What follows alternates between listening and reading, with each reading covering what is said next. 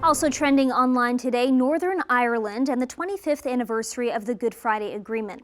The agreement largely ended 3 decades of conflict known locally as the Troubles in the British-ruled province.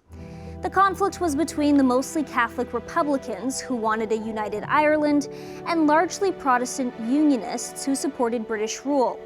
Conflict erupted in the late 1960s with more than 3,600 people killed over the next 30 years. In April 1998, British Prime Minister Tony Blair and his Irish counterpart helped craft an intricate power-sharing deal that paved the way for militants on both sides to lay down arms and end decades of bloodshed. But there is still some sporadic violence by small groups opposed to peace. A number of masked people attacked a police vehicle with petrol bombs and other objects at a parade opposing the Good Friday Peace Accord in Londonderry, a day before U.S. President Joe Biden is set to visit Belfast. Joining us now to talk more about this anniversary is British political science professor John Curtis from the University of Strathclyde in Scotland. Professor, can you talk about the importance of the Good Friday Agreement and the impact it had on Northern Ireland? Well, the Good Friday Agreement is probably the most important development in the history of Northern Ireland ever since it was carved out as a separate entity away from the rest of the island of Ireland back in the 1920s.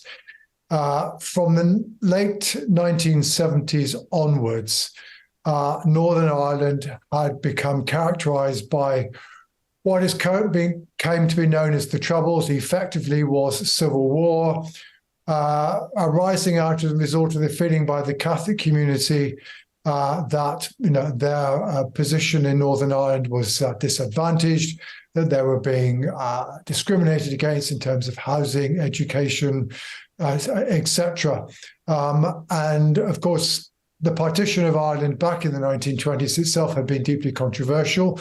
The IRA had always been in favour of reunifying the North with the rest of the Republic, and the Sinn Féin political party that was the political wing of the IRA.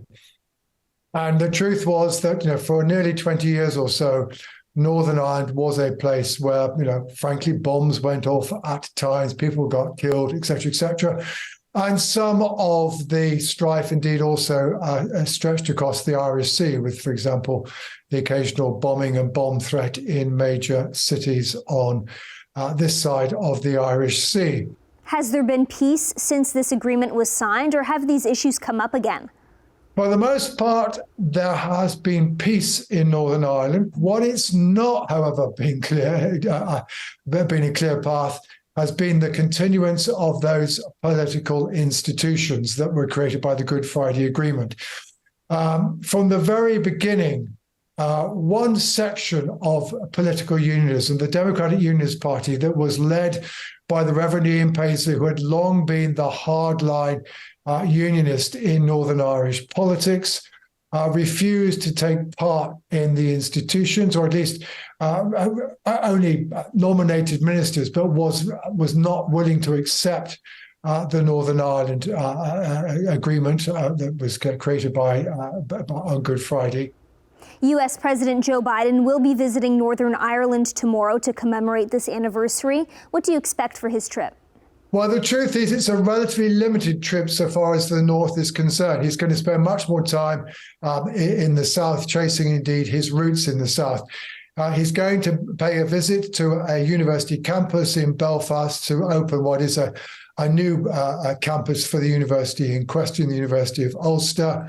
But that's pretty much it. Thanks so much for joining us, Professor. You're welcome.